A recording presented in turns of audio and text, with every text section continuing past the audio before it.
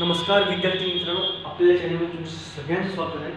मित्रांनो, आज मी शिकवण्याच्या पहिले तुम्हाला एक टॉपिक सांगतो, ज्याचं नाव आहे simple method of thinking definition. Okay, याचा अर्थ काय आहे बघा मित्रांनो, म्हणजे डेफिनेशन केमिस्ट्रीतल्या लक्षात कशा ठेवतो. जो मी तुम्हाला सांगणारा फॉर्म्युला हा तुम्हाला केमिस्ट्री, फिजिक्स आणि मॅथमॅटिक्समध्ये पण खूप कमी येणार आहे. मॅथमध्ये जास्त येईल नाही वाटते मला, पण मग फिजिक्स, केमिस्ट्री आणि बायोमध्ये थोडासा फार 5-10% कमी, म्हणजे हे तुम्हाला तिन्ही सब्जेक्टमध्ये कमी येणारच आहे.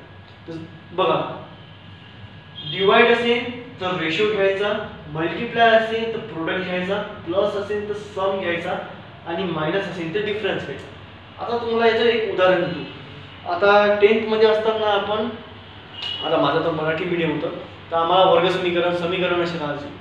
तर त्याच्यामध्ये जो फॉर्म्युला आहे त्याच्यामध्ये ती व्हॅल्यू पुट करावं लागेल. व्हॅल्यू पुट केली की आपल्याला आन्सर भेटेल. बस हे तुमचा फॉर्म्युला समजा आणि ही तुमची व्हॅल्यू मीन्स हे तुमचे शब्द आहे म्हणा, आणि शब्द पुट केले तर तुम्हाला डेफिनेशन ॲज इट इज भेटते. आणि तुम्हाला लक्षात नसत राहत ते येऊन घ्यायचं असं बाजूला हर एका पेजवर.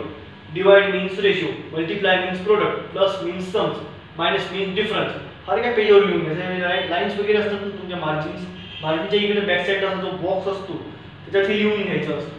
तर divide means ratio, multiply means product, plus means sum and minus means difference. Okay, आता याच्यावरून आपण डेफिनेशन आयडेंटिफाय करणार आहोत. तिचं नाव आहे वेट ऑफ फॅक्टर आय. तर बघा, पहिले काय आहे, colligative property of electrolyte and colligative property of non electrolyte at same concentration. At same कॉन्सन्ट्रेशनला मी असं ग्रीन बॉक्स दिलेलं आहे, मीन्स हा हायलाइट पॉईंट आहे. जर तुम्ही डेफिनेशन ही दोन्ही लिहिली आहे, डेफिनेशन लिहिली आणि त्याच्यामध्ये हा शब्द नाही लिहिला ॲट सेम कॉन्सन्ट्रेशन, तुम्हाला 0 मार्क दिले आहेत, काहीच मार्क राहत नाही. ओके, तर बघा तुम्हाला लिहून काहीच नाही, तुम्हाला आयडेंटिफाय करूनच करायचं आहे, सॉल्व्ह करायचं आहे. ओके, तर बघा पहिलं काय आहे, colligative property of electrolyte to non electrolyte at same concentration. आता बघा हे चिन्ह कसं दिसतं तुम्हाला, एक सिंगल वर्टिकल लाईन, बरोबर आहे. हे सिंगल वर्टिकल लाईन कशासारखं दिसतं, डिफरन्स सारखं, सम सारखं, प्रोडक्ट सारखं की रेशो सारखं. आता पुष्कळ जणांना डिफरन्स सारखं दिसतं, बट तो डिफरन्स सारखा नाही, तो रेशो सारखा आहे. ओके, काय म्हणू शकतो आपण याची definition, the ratio of colligative property of electrolyte to the colligative property of non electrolyte at same concentration are called as, काय म्हणू शकतो आपण त्याला, वेट ऑफ फॅक्टर आय. समजलं तुम्हाला? डिफरन्स नाही लावायचा आहे. डिफरन्स लावला का हे दोन अलग अलग झाले, याला रेशो मध्ये कन्वर्ट करायचं आहे आपल्याला. रेशोचा सिमिलर वर्ड इंडेक्स मध्ये कन्वर्ट करायचा आहे आपल्याला. ओके, तुम्हाला समजलं असेल त्याचा फोटो काढून घ्या. बघा मित्रांनो, आता आपला पहिला वेट ऑफ फॅक्टर झाला, आता दुसरा वेट ऑफ फॅक्टर. आता इथे काय यूज होईल सांगा, आता इथे पण रेशोच यूज होणार आहे. रेशो मीन्स इंडेक्स, रेशोचा सिमिलर वर्ड इंडेक्स आहे. हा एक प्रकारचा आपण इंडेक्स म्हणू शकतो. ओके, इथे पण काय मी डेफिनेशन लिहिलं, तुम्हाला काहीच काम नाही मित्रांनो, मी तुम्हाला सांगत काय, हा फॉर्म्युला यूज करा. वाटल्यास तुम्ही एकदा स्क्रीनशॉट पण काढू शकता, काढून नाही वाटल्यास. ओके, काढला असेल तर तुम्ही हे बघा, हा रेशो सारखा दिसतो बघा, रेशो आहे हा, ना की डिफरन्स आहे. तुम्हाला डिफरन्सचा फॉर्म्युला मी उद्या सांगणार आहोत मित्रांनो त्याच्यामध्ये. आता काय मित्रांनो बघा, actual number of mole and initial number of mole. Okay, त्याचं काय, आफ्टर डिसोसिएशन, त्याची डेफिनेशन कशी क्रिएट होईल, the ratio of actual number of mole to the initial number of mole after dissociation, म्हणजे थोड्याशा वेळानंतर तो काय झाला, डिसोशिएट झाला. आपण काल इलेक्ट्रोलाइट बघितला असेल तर तो डिसोशिएट कसा झाला होता, थोड्या वेळानंतर त्याची नंबर ऑफ पार्टिकल इन्क्रीज झाली होती, पण ते थोड्या वेळानंतर. सेम तसंच आहे after dissociation, actual number of mole and initial number of mole after dissociation. पुन्हा एकदा डेफिनेशन सांगतो, the ratio of actual number of mole to the initial number of mole and after dissociation are called as van't Hoff factor. Okay, van't Hoff फॅक्टरला are called as van't Hoff factor द्यायचा आणि त्याच्याखाली हा I लिहायचा. Okay, photo काढून घ्या. तर बघा मित्रांनो, आता एक लास्ट वेट ऑफ फॅक्टर बाकी आहे, theoretical mass and observed mass and at same concentration. याची पण डेफिनेशन खूप इझी आहे. मी तुम्हाला तिन्ही डेफिनेशन सांगितले, खूप इझी आहे, इझिली तुम्ही या फॉर्म्युल्याने क्रॅक करू शकता. ओके, तर बघा याची डेफिनेशन कशी आहे, द रेशो ऑफ, माझ्या बोलण्यामध्ये लक्षात आहे, तिसरं वेट ऑफ फॅक्टर आलेलं पण आहे 2023च्या बोर्ड एक्झाममध्ये, बट डेफिनेशन म्हणून नाही तर MCQ म्हणून आलेला आहे तो. ओके, त्या थेरॉटिकल मास अँड ऑब्झर्वेड मासमध्ये कॉन्सन्ट्रेशन कसं असते, सारखं असते, कमी असते, जास्त असते की none about. Means at same concentration option सांगत आहो. At same concentration, increasing concentration, decreasing concentration, none about. तर याचं ॲट सेम कॉन्सन्ट्रेशन आहे. ओके, डेफिनेशन नाही ते MCQ पण येऊ शकते याच्यावर. ओके ठीक आहे. आता मी तुम्हाला याची डेफिनेशन सांगतो. The ratio of theoretical mass, या एमचा अर्थ काय आहे? मास, MASS मास.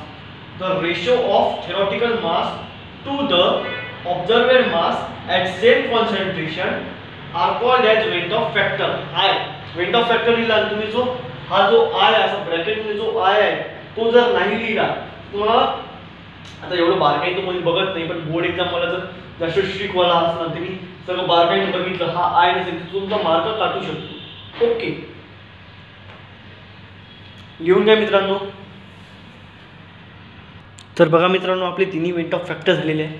आता आपण बघू मित्रांनो डेल्टा पी. डेल्टा पी म्हणजे काय असते?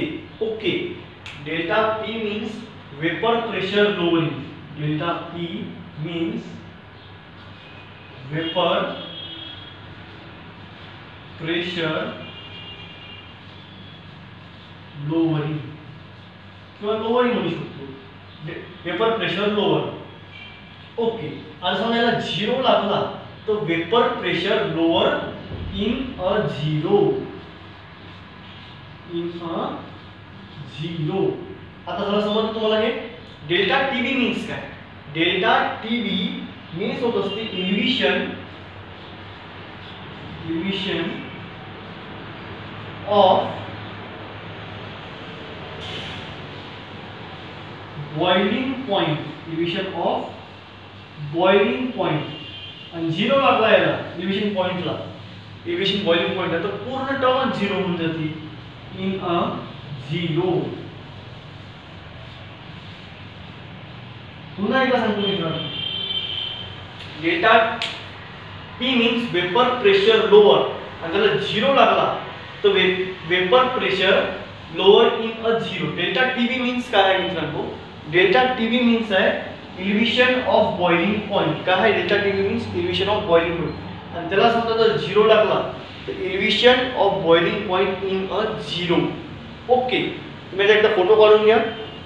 मी मधामधात आलो असेल, तुम्हाला दिसणार असेल त्याचा एकदा फोटो काढून घ्या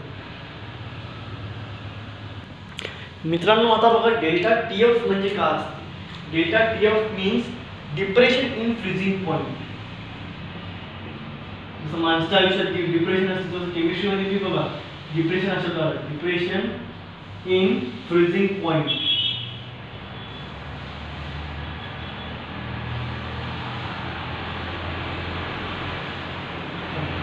आणि समजा याला 0 लागला तर सेम पूर्ण अख्खी टर्म 0 होती.